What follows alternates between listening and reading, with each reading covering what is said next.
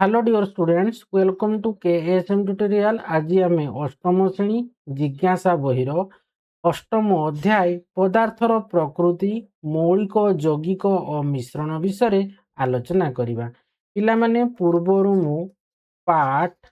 1 विषय आलोचना कर सारी एवं से वीडियोर लिंक मु डिस्क्रिप्शन बॉक्स रे दे देइछि। वीडियोटी भल लागिले लाइक टे करिवो एवं चैनल टी को सब्सक्राइब मध्य करदेव एवं भिडियोटी को तुम सांग मानू शेयर करिवो। किछि यदि डाउट रहिबो कमेंट बॉक्स रे जणैबो। तो चलो आम स्टार्ट करवा। 8.2 रे जो अछि विशुद्ध पदार्थ कौन है कि तो देख तुम्हें केबे क्षीर घी एवं मसला भड़ी किसी खाद्य उपयोगी सामग्री पैकेट रे विशुद्ध बा प्योर लेखा जाइतिबा लक्ष्य करिजो कि जेन देख देख प्योर मिल्क लेखाई दिबो बा प्योर घी ए टाइप रो लेखाई दिबो प्योर टर्मरिक है कि माने कोन हळदी बुझिला घी आमर क्षीर है। तो ये भाया कौन हो खाद्य उपयोगी सामग्री पकेट विशुद्ध बा प्योर शब्द जमी प्योर गुड़ाक देख प्योर लिखाई कि नहीं। तो ये प्योर शब्द लिखाई तुम्हें लक्ष्य कर कि तो देख चित्र 8.7 देख अच्छी किसी खाद्य पदार्थ। तो देख अपमिश्रण होउची एक अवैध प्रक्रिया जहाँ द्वारा सस्ता किंबा निम्नमान पदार्थ गुड़िक एक उत्पादन में मिसा जाए। अपमिश्रण माने कौन ना सी गोटे अवैध प्रक्रिया है कि कौन जिते सब सस्ता एवं निम्नमान पदार्थ गुड़िक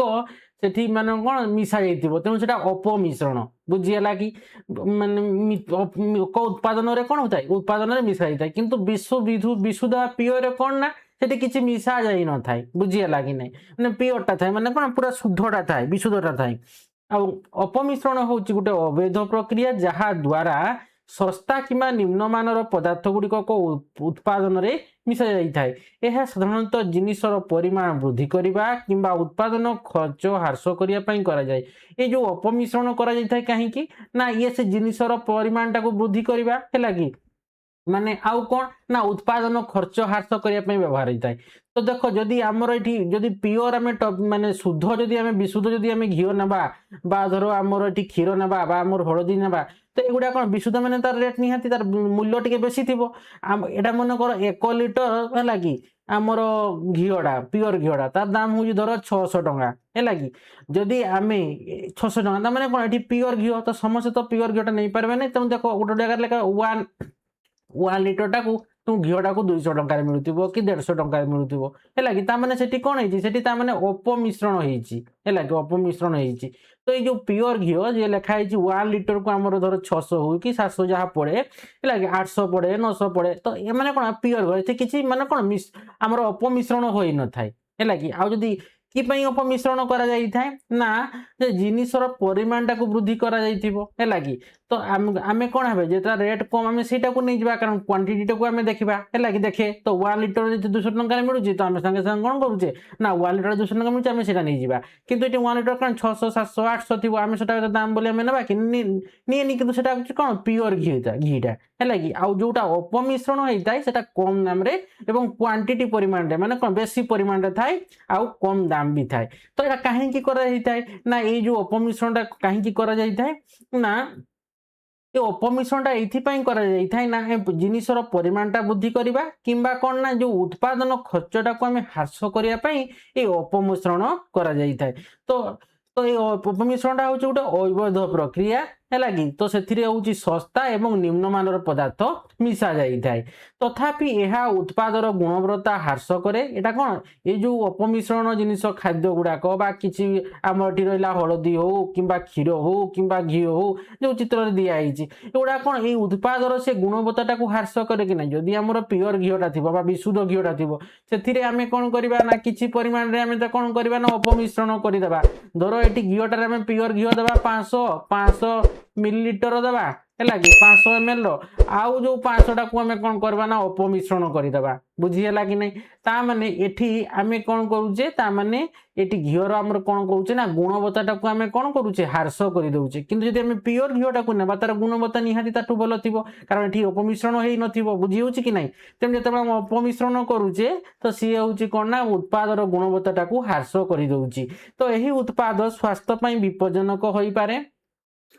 विज्ञान रे एक विशुद्ध पदार्थ होउची ताहा विज्ञान में विशुद्ध पदार्थ क्या कहूचे ना जेउथिरे अन्य कोनोसी उत्पाद कोनोसी पदार्थ न थाए तो विशुद्ध पदार्थ रे कोन अन्य कोनोसी पदार्थ कोन मिसी न थाए से शुद्ध थाए एला कि तो जणे वैज्ञानिकଙ୍କ ପାଇଁ विशुद्ध बोली जणा पडुथिबा उत्पाद मध्य गोटिए रु अधिक पदार्थ रे तयारी होइतिले सेगुडी को अशुद्ध बा इम्प्योर बोली विवेचना करा जाय तो जणे वैज्ञानिकଙ୍କ ପାଇଁ विशुद्ध बोली जणा पडुथिबा उत्पाद मध्य यदि गोटिए रु अधिक पदार्थ रे से तयारी होइतिले लागी वैज्ञानिक भाषा रे जदि कौन गोटिए रु अधिक भाषा रे अधिक पदार्थ जदि से तयारी हेतिबो ताकू आमे वैज्ञानिक भाषा रे अशुद्ध बा इम्प्योर बोली आमे ताकू कोन करूचे विवेचना करूचे तो देखो एक विशुद्ध पदार्थ होउची एक प्रकार पदार्थ जहा को कोनोसी भौतिक प्रक्रिया द्वारा अन्य प्रकार पदार्थ रे पृथक करा जाई पारिबो नै तेनु विशुद्ध पदार्थटा होउची कोन एक प्रकार पदार्थ जहा को कोनोसी भौतिक प्रक्रिया लगी द्वारा अन्य प्रकार पदार्थ रे पृथक करा जाई पारिबो नाही तेनु वैज्ञानिकଙ୍କ भाषा रे विशुद्ध पदार्थ अर्थ होउची कोन ना पदार्थटी एक प्रकार कणिका रे गठित तेणु है विशुद्ध पदार्थ होउची कोन आमे इटा मन रखबा विशुद्ध पदार्थ होउची एक प्रकार पदार्थ जहा को कोनोसी भौतिक प्रक्रिया द्वारा किंबा अन्य प्रकार पदार्थ रे ताकू कोन पृथक करा जाई पारे तो जमे पृथक करबा से जो जिंसटा थिबो मनकर घियोटा जो ताकू मिसा जदि किछि नथिबा ता माने से विशुद्ध पदार्थ निकले सेठी आ अन्य कोनोसी जिंस मिलबो कि पृथक करले भी से घियो ही थिबो बुझियला तेणु वैज्ञानिक भाषा रे विशुद्ध पदार्थ अर्थ होउची पदार्थटी गोटिए कणिका रे ही जदि गठित हैला कि तबे ताकू हम विशुद्ध पदार्थ बोली वैज्ञानिकଙ୍କ भाषा रे हमें कहबा हैला कि ता माने एठी देखो जने वैज्ञानिकଙ୍କ ପାଇଁ विशुद्ध अर्थ कोन सेथिरे केवल उत्पाद रे हैला कि गोटिए रु जंती अधिक पदार्थ रे तयारी होइतिले ता गोटिए पदार्थ रे ही से तयारी जदि अधिक पदार्थ रे तयारी हि जिवो से गुडा को अशुद्ध बा इम्प्योर बोली हमें वैज्ञानिक भाषा रे कहूचे बुझियला तेनु जदि हमें विशुद्ध पदार्थ को जदि हमें आमे कोन करिया भौतिक प्रक्रिया द्वारा अन्य प्रकार भौतिक प्रक्रिया किंबा जते सब प्रक्रिया द्वारा जक में पृथक करले मधे से जो हमर कोन पदार्थटा तयारी हेतिबो जो उत्पादटा तयारी हेतिबो जो सब विशुद्ध पदार्थटा ताहा ही बाहरिबो हैला कि आउ द्वितीय कोन हबो पदार्थ बाहरिबो नै गोटिए पदार्थ ही थिबो तो ताको हमें सेटा को कुआ जाउची कोन वैज्ञानिक भाषा रे विशुद्ध पदार्थ तेनु विशुद्ध पदार्थ होउची कोन ना वैज्ञानिक भाषा रे ना पदार्थटी गोटिए प्रकार कणिका रे गठित तो देखो आउ पादे आगो को ना विज्ञान अनुसार पेक होइथिबा फळर रस क्षीर खाइबा सोढा चीनी एवं मृतिका प्रभृति को मिश्रण किंबा विशुद्ध पदार्थ भाव किपरि वर्गीकरण करिवो तो देखो 8.3 देखो अछि विशुद्ध पदार्थर प्रकार भेद तो देखो तुम्हें पूर्वर पढ़ी जलर विभिन्न अवस्था को मन पकाओ आम पूर्व वीडियो में पढ़ी कौन जलर आमर 3टी अवस्था रही तो आमर कठिन आमर कौन कठिन अवस्था जोटा है कौन से बरफ रे परिणत होता पुणी तरल जोड़ा तरल अवस्था पुणी गरम कले से बाष्प परिणत गैसीय अवस्था बुझीगला तेणु जलर विभिन्न अवस्था को मन पकाओ जल ठंडा किंबा गरम हेले कौन होतिला तो आमे देखिलु जे ठंडा करिबा समय रे जलटा बरफ रे परिणत होला ता माने एठी जलटा कौन कठिन अवस्था को आसी गला जते बेले में फुटौचे फुटेबा समय या बाष्प रे परिणत होला बुझेला कि नहीं मैंने से गैसीय अवस्था को पता माने परिवर्तन है तो आमे बरफ को गरम करी जल एवं जलीय बाष्प को ठंडा करी जल को पुनर्बार पाई परिबा तेणु आमे कौन करिबा ना बरफ को गरम करी आमे जल पाइबा एवं जलीय बाष्प ठंडा करी पुणी जल को आमे पुनर्बार पाई परिबा तो यह दर्शाउ आ जल तो जलटा कौन एमती भी से तरल है जो गरम करुचे फुटौचे से बाष्प परिणत होउची ता माने से परिवर्तन है कौन तरल गैसीय अवस्था को पड़ेगा जितेबाला पुणी जलटा को आमे कौन करुचे ना ठंडा करुचे से बरफ हो जाउची ता माने एठी जलटा तरल अवस्था थिला से बरफ हो गला से कठिन अवस्था को चली गला हैला तो यह दर्शाउची जे एही प्रक्रिया गुडी करे जल कणिका गुड़िक सामान रही थाए आस एबे जल यदि विद्युत प्रवाह करी यहाकू पर्यवेक्षण करिबा तेणु आमे एठू कौन जानले ना जानले जे कौन प्रक्रिया गुड़िक जल कणिका गुड़िक सामान रही थाए हैला कि एबे आमे कौन करिबा ना ई जल यदि विद्युत प्रवाह करी यहाकू आमे पर्यवेक्षण करिबा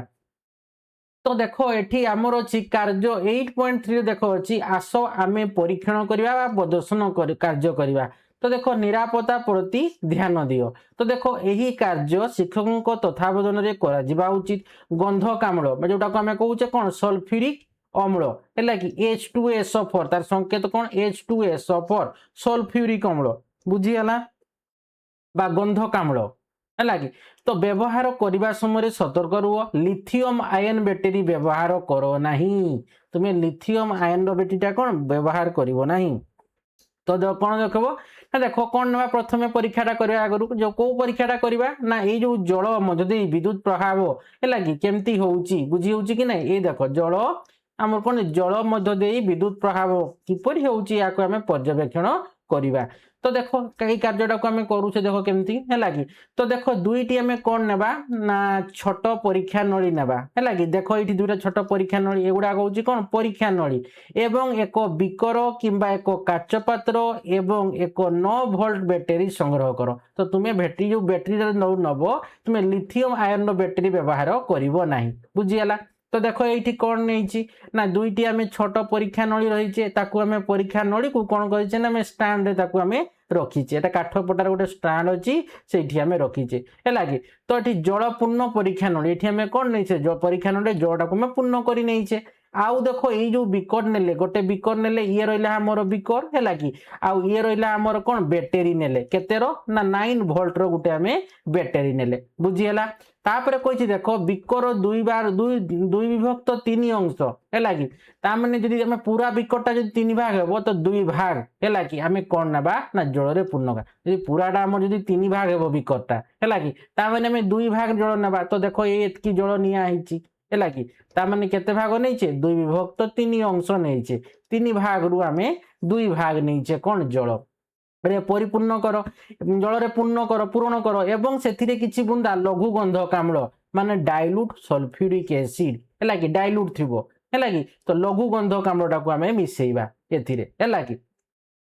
किछि बुंदा आम कौन करुले एवं से किछि बुंदा लघु गंधक आम्ल मिसाओ तो बिकरु निया जल उभय छोट परीक्षा नड़ी पूर्ण भाव में पूरण कर ये बिकरु निया है कि ये तो जल पूर्ण बिकर है कि ये जलपूर्ण बिकर मध्य 9 वोल्ट रो बैटेरी अच्छी तो बिकरु निया बिकरु है कि तुम्हें कौन नब नहीं जल उभय ये जल नहीं ये जो परीक्षा नड़ी को तुम्हें कौन कर छोट उभय छोट परीक्षा नड़ी पूर्ण भाव में पूर्ण कर बुझीगला। तो देखो आम कौन नेले ना ये बिकर 2 रु 3 भाग 2 विभक्त 3 अंश जल परिपूर्ण करें आम कौन करुचे ना डाइल्यूट गंधक आम्ल बा लघु गंधक आम्ल बा डाइल्यूट सल्फ्यूरिक एसिड आम नहींचे तापर ये मिसई करी आम कौन करें ना यू ही नहीं आम ये परीक्षा नली को नेले बुझीगला 2टा परीक्षा नली रु यू आम जल नहीं तो बिकुर नहीं जल उभय छोट परीक्षा नली पूर्ण भाव में पूरण कर जमी पूर्ण होती तो बिकर भितर एक 9 वोल्ट रो बैटेरी रख 9 वोल्ट रो बैटेरी रखाई है कि चित्र 8.8 ख कही माने एटा है कि रखीचे तापर कही देख बैटेरी प्रत्येक मेरुदय पाखरे जल थिबा परीक्षा नली दुईटी को ओलटाई 8.8 गो सतर्कतार सह रख। तो देख ये 8.8 गो तो आम ये कौन करवा ना ये जो आमर कौन बिकर जो आमर बैटेरीटा जो रही 9 वोल्ट रो बैटेरी तो से बैटेरी प्रत्येक मेरु पाखरे आमर ये जल थिबा परीक्षा नली दुईटी को ओलटाई आम कौन करवा ना ये 2टा मेरु पाखरे एमती रखिबा बुझीगला। तापर देख कौन करी ना किछि समय अपेक्षा कर तो देख ये नहीं एटा चित्र 8.8 गो तो ये बैटेरी अग्रभाग जलपूर्ण परीक्षा नली तो बैटेरी अग्रभाग जलपूर्ण परीक्षा नली आमर यहाँ देख नियाई दीटा है कि अग्र जो अच्छी बैटेरी अग्र युक्त अग्र विद्युत अग्र से आम 2टा परीक्षा नली को एमती कौन जलपूर्ण कर ओल्टेकी रखा।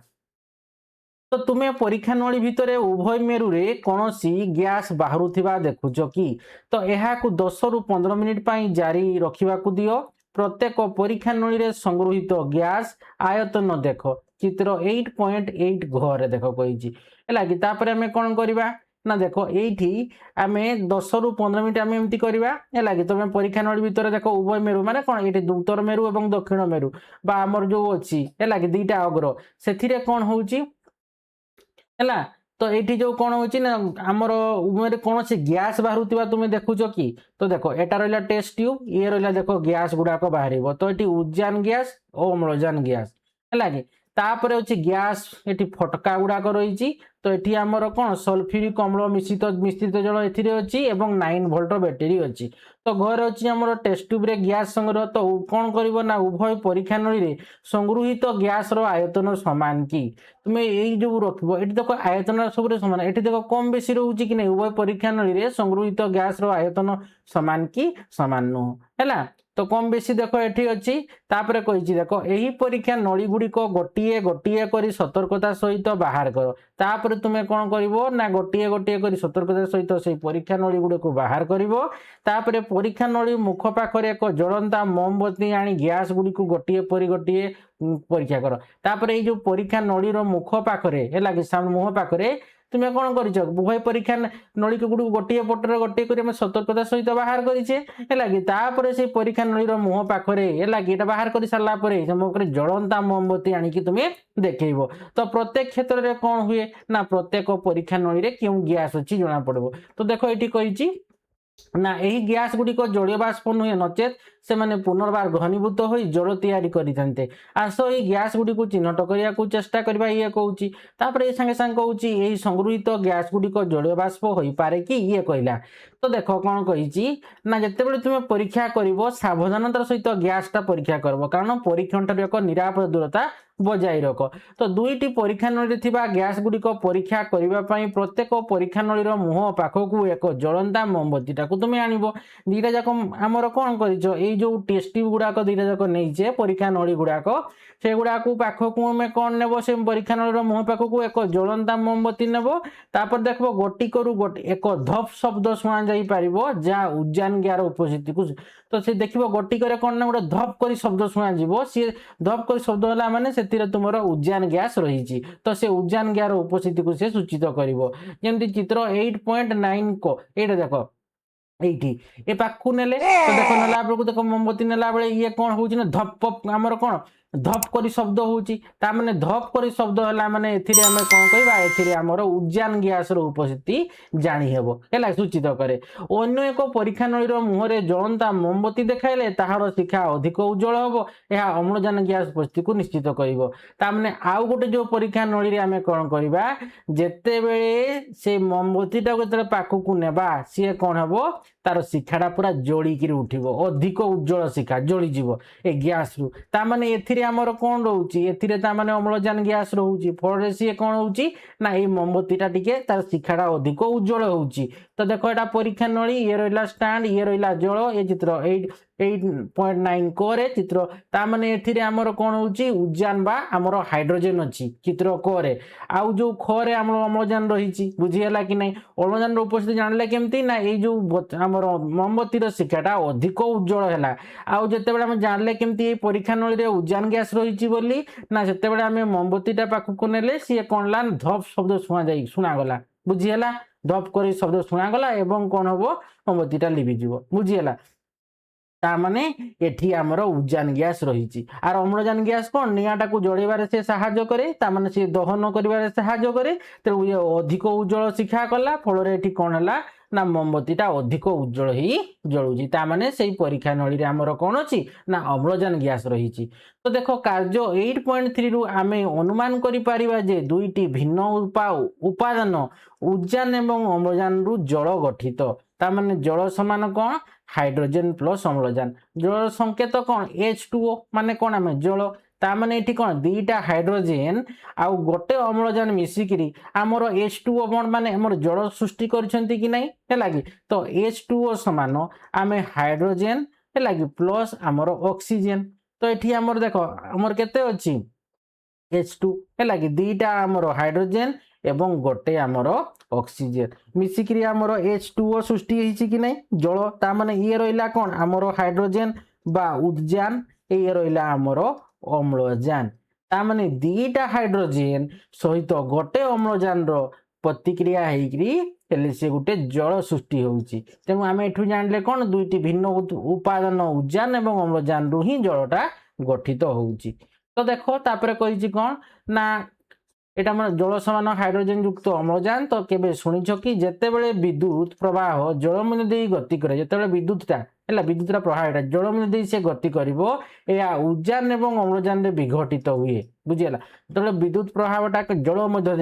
माने करेन्टटा कौन होची आमर जल दे गति कर विद्युत प्रभावटा है कि हेले कौन हम ना यह उद्यान एवं अम्लजान विघटित हुए यह एक रासायनिक परिवर्तन ना भौतिक परिवर्तन तुम्हें पूर्वर पढ़ी आम चारिपाखे परिवर्तन बहुत जिन मन पकाओ ताने ये आसीज आमर कौन ये रासायनिक प्रति परिवर्तन कि